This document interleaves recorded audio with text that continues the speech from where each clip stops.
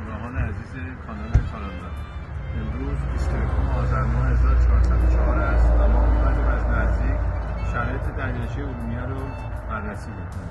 طی بارش‌های اخیری که انجام گرفته، سطح تراز آب دریاچه تغییر جزئی کرده و توی تصویر دقت بکنید اون جاهایی که حتی تو دریا میبینید صخره مانند هست همون کف دریاچه است و عمق آب نهایتاً 30 تا 40 سانتی متر میشه، بیشتر از اون نیست. به دریاچه ارومیه آبی نیومده.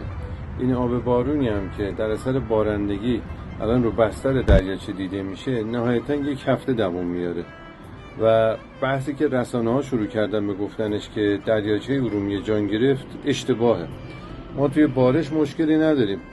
در واقع 14 تا حوضه آبریز داریم که باید از این آب بیاد به سمت دریاچه ارومیه.